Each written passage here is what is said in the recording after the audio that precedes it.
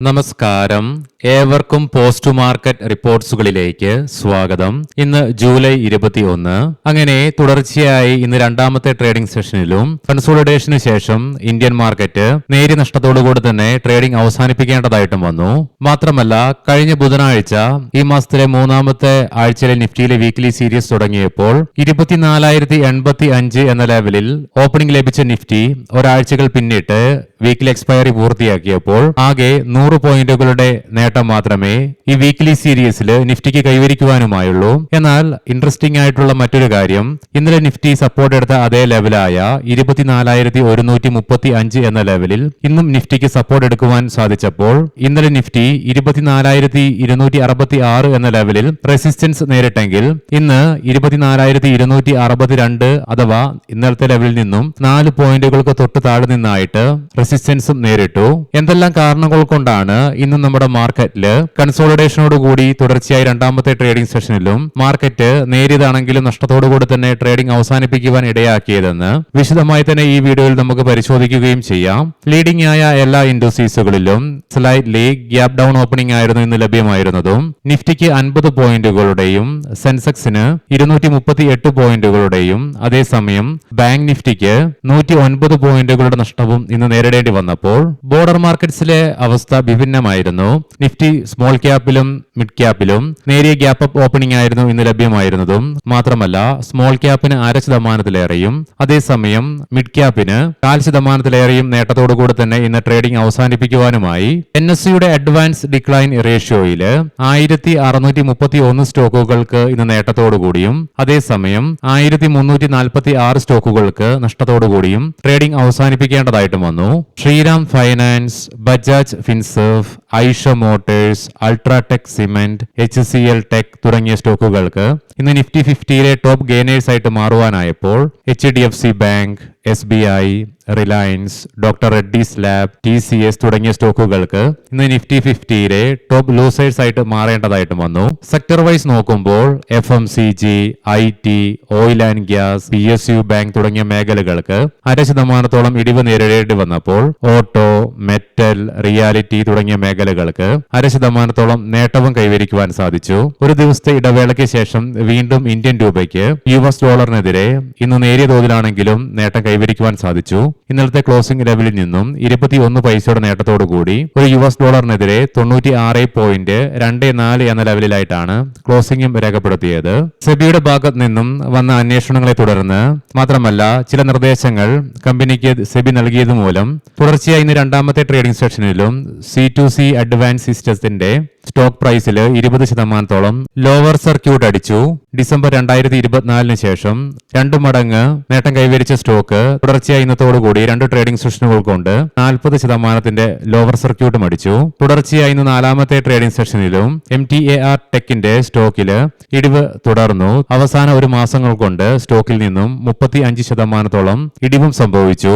Better ആയിട്ട് വന്ന quarter 1 ഏർണിംഗ്സിന്റെ ഫലമായിട്ട് കരൂർ വസ്യ ബാങ്കിന്റെ സ്റ്റോക്കിൽ ഇന്ന് 9% ഉയർച്ചയും അനുഭവപ്പെട്ടു ഇൻട്രാഡേ ബേസിസിൽ. കൂടാതെ ശോഭയുടെ സ്റ്റോക്ക് പ്രൈസിലും ഇന്ന് 2.5% നേട്ടം കൈവരിക്കുവാനുമായിരുന്നു. എങ്കിലും പിന്നീട് അത് നിലനിർത്തുവാനും ആകാത്തതിന്റെ ഫലമായിട്ട് ഭൂരിഭാഗം നേട്ടങ്ങളും ചോർന്നു പോവുകയും ചെയ്തു. ഇനി നമുക്ക് ഇന്ന് നമ്മുടെ മാർക്കറ്റിനെ കൺസോളിഡേഷനോട് കൂടിയിട്ടാണെങ്കിലും നേരിയ നഷ്ടത്തോടുകൂടി തന്നെ ട്രേഡിംഗ് അവസാനിപ്പിക്കുവാൻ ഇടയാക്കിയ ഘടകങ്ങൾ എന്തൊക്കെയാണെന്ന് വിശദമായി തന്നെ പരിശോധിക്കാം. വെസ്റ്റ് ഏഷ്യൻ പ്രശ്നങ്ങൾ ഇരു കൂട്ടരുടെയും ഭാഗത്ത് നിന്ന് ശക്തമായ ആക്രമണങ്ങൾ തുടരുന്ന കാഴ്ചകളാണ് ഇതുവരെയും കാണുവാനായിട്ടും സാധിക്കുക.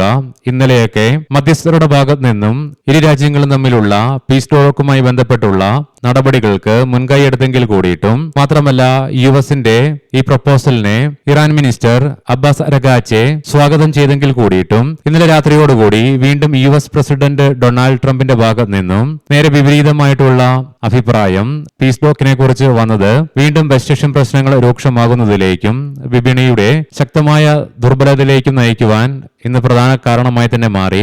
ഇതിനെ തുടർന്ന് ഇന്നലെയും തുടർന്ന് ഇന്ന് രാവിലെയും നേരിയ തോതിലാണെങ്കിലും സ്റ്റെബിലിറ്റി അനുഭവപ്പെട്ട എണ്ണയുടെ വിലയിൽ ഇന്ന് വീണ്ടും ഉയർച്ചയാണ് അനുഭവപ്പെടുന്നതും. മാത്രമല്ല $90 ബ്രെന്റ് ക്രൂഡിന്റെ വില എത്തിച്ചേർന്നു. ഇതിനെ തുടർന്ന് എണ്ണയുടെ വിലയിൽ ഉണ്ടാകുന്ന വർധനവ് ഇൻഫ്ലേഷനുള്ള സാധ്യതകൾ വർദ്ധിപ്പിക്കുന്നതിനാലും കൂടാതെ ട്രേഡ് ഡെഫിസിറ്റിലേക്ക് ഇത് ഇന്ത്യ പോലുള്ള രാജ്യങ്ങളെ ശക്തമായി തന്നെ നയിക്കുകയും ചെയ്യും. കാരണം ഇന്ത്യ ലോകത്തിലെ വെച്ച് മൂന്നാമത്തെ ലാർജസ്റ്റ് ക്രൂഡ് ഇമ്പോർട്ടർ ആണ്.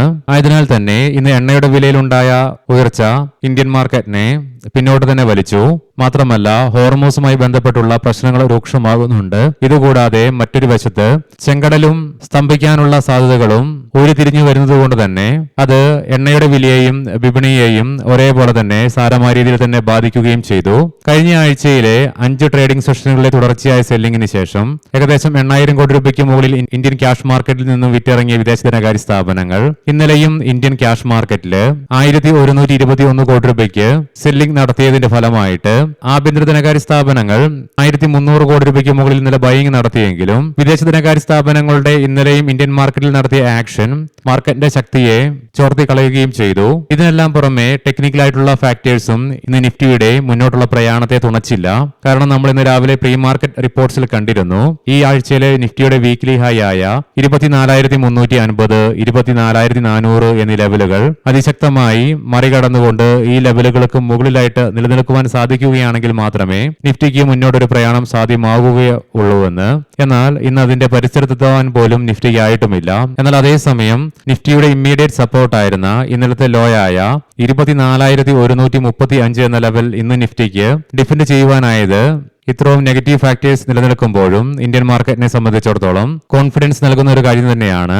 ഇതിനു പുറമെ കഴിഞ്ഞ വീക്കെൻഡില് അതായത് കഴിഞ്ഞ ശനിയാഴ്ച Q1 ഏർണിംഗ്സ് പ്രസിദ്ധീകരിച്ചതിന് ശേഷം Q1 ഏർണിംഗ്സ് മാർക്കറ്റ് എക്സ്പെക്ടേഷനെ മീറ്റ് ചെയ്യാത്തതിനാൽ തന്നെ ഇന്നലെ 5% ഇടിവ് രേഖപ്പെടുത്തിയ HDFC ബാങ്കിന്റെ സ്റ്റോക്കിൽ ഇന്ന് വീണ്ടും 2% ഇടിവ് രേഖപ്പെടുത്തിയതും മറ്റൊരു ഹെവി വെയിറ്റ് സ്റ്റോക്കായ റിലയൻസ് ഇൻഡസ്ട്രീസിൽ ഇന്നലത്തെ പോലെ തന്നെ ഇന്നും 1,325 എന്ന ലെവലിന് മുകളിലേക്ക് പ്രയാണം നടത്തുവാനായെങ്കിൽ കൂടിയിട്ടും അത് നിലനിർത്തുവാനുമായില്ല. പിന്നെയും 1,300 എന്ന ലെവലിലേക്ക് റിലയൻസ് ഇൻഡസ്ട്രീസിന് എത്തിച്ചേരേണ്ടതായിട്ടും വന്നിരുന്നു. അതുകൊണ്ട് തന്നെ ഇന്ന് ഹെവി വെയിറ്റ് സ്റ്റോക്കുകളിൽ അനുഭവപ്പെട്ട വീക്ക്നെസ്സും ഇന്ത്യൻ മാർക്കറ്റിനും വീക്കൻ ചെയ്യുവാനും കാരണമായി. ഇതിനു പുറമെ ഇന്ന് നിഫ്റ്റിയുടെ വീക്ക്ലി എക്സ്പയറി ആയതിനാൽ തന്നെ എക്സ്പയറോടനുബന്ധിച്ച് അനുഭവപ്പെട്ട വോൾട്ടാലിറ്റിയും മാർക്കറ്റിനെ മുന്നോട്ട് പോകുന്നതിൽ നിന്നും വിഘാതമേൽപ്പിക്കുകയും ചെയ്തു. എന്തൊക്കെയായാലും നിഫ്റ്റിക്ക് ഈ എക്സ്പയറി 24,000 എന്ന സൈക്കോളജിക്കൽ ലെവലിന് മുകളിലായിട്ട് ക്ലോസിംഗ് രേഖപ്പെടുത്തുവാനുമായി. മാത്രമല്ല ഇന്നലെ 1.25% ഇടിവ് രേഖപ്പെടുത്തിയ ഇന്ത്യ വീക്സിൽ ഇന്ന് 3% ഇടിവ് രേഖപ്പെടുത്തിക്കൊണ്ട് 12.60 എന്ന ലെവലിലേക്ക് എത്തിച്ചേരുകയും ചെയ്തു. ഇനി നമുക്ക് ഗ്ലോബൽ മാർക്കറ്റുകൾ പരിശോധിക്കാം. വെസ്റ്റ് ഏഷ്യൻ പ്രശ്നങ്ങൾ തുടർന്നുകൊണ്ടിരിക്കുന്നുണ്ടെങ്കിലും ഇന്ന് രാവിലെ മുതൽ യുഎസിലെ ഡോ ജോൺസ് ഫ്യൂച്ചർ നേട്ടത്തിലാണ് വ്യാപാരം തുടർന്നുകൊണ്ടിരുന്നത്. ആ നേട്ടം നിലവിലും തുടർന്നുകൊണ്ട് തന്നെ ഇരിക്കുന്നു. 192 പോയിന്റുകളുടെ നേട്ടത്തോടുകൂടി തന്നെയാണ്. മാത്രമല്ല 3 യൂറോപ്യൻ മാർക്കറ്റ്സും നേട്ടത്തിലാണ് വ്യാപാരം നടത്തിക്കൊണ്ടിരിക്കുന്നത്. UK, ഫ്രാൻസ് മാർക്കറ്റുകൾ 0.36%, ജർമ്മൻ മാർക്കറ്റ് 0.5% നേട്ടത്തിലാണ്. ഏഷ്യൻ മാർക്കറ്റ്സിലും ഇന്ന് പോസിറ്റീവായിട്ടുള്ള സെന്റിമെന്റ്സ് ആണ് കാണുവാനായിട്ടും സാധിക്കുക. ആകെ ഇന്ത്യൻ, ഹോങ്കോങ് മാർക്കറ്റുകൾക്ക് മാത്രമേ നഷ്ടത്തോടുകൂടി ട്രേഡിംഗ് അവസാനിപ്പിക്കേണ്ടതായിട്ട് വന്നുള്ളൂ. ഹോങ്കോങ് മാർക്കറ്റിനും ഇന്ത്യൻ മാർക്കറ്റിനെ പോലെ ഫ്ലാറ്റ് ആയിട്ട് നെഗറ്റീവ് സെന്റിമെന്റ്സോട് കൂടിയിട്ടാണ് ട്രേഡിംഗ് അവസാനിപ്പിച്ചതും. ഇന്ന് ജപ്പാൻ മാർക്കറ്റിന് 3% കൊറിയൻ മാർക്കറ്റിന് 3.5% നേട്ടത്തോടുകൂടി തന്നെ ട്രേഡിംഗ് അവസാനിപ്പിക്കുവാനുമായി. ബ്രെന്റ് ക്രൂഡിന്റെ വില $89.66 ക്രൂഡ് ഓയിലിന്റെ വില $83.06 ബാരൽ നിലയിലേക്ക് എത്തിച്ചേർന്നപ്പോൾ ഗോൾഡിന്റെ വിലയിലും 1.5% അഥവാ $60 ഉയർച്ചയാണ് അനുഭവപ്പെടുന്നതും. $4,067.68 പെർ ഔൺസ് എന്ന നിലയിലായിട്ടാണ് ഗോൾഡിൽ ട്രേഡിംഗ് നടന്നുകൊണ്ടിരിക്കുന്നതും. ഇനി നമുക്ക് ഇന്നത്തെ പ്രധാനപ്പെട്ട സ്റ്റോക്കിംഗ് ന്യൂസുകൾ പരിശോധിക്കാം. മുൻകൂട്ടി ഓർമ്മിപ്പിച്ചുകൊള്ളട്ടെ, ഇത് ഒരു ബൈ ഓർ സെൽ റെക്കമെൻഡേഷൻ അല്ല. SBI ഫണ്ട് മാനേജ്മെന്റ് ഇന്ന് സ്റ്റോക്ക് IPO പ്രൈസിൽ നിന്നും 6.8% നേട്ടത്തോടുകൂടി ലിസ്റ്റ് ചെയ്യപ്പെട്ടു. പിന്നീടും തുടർന്ന നേട്ടത്തിന്റെ ഫലമായിട്ട് 9% നേട്ടം ഇന്ന് സ്റ്റോക്കിന് കൈവരിക്കുവാനുമായി.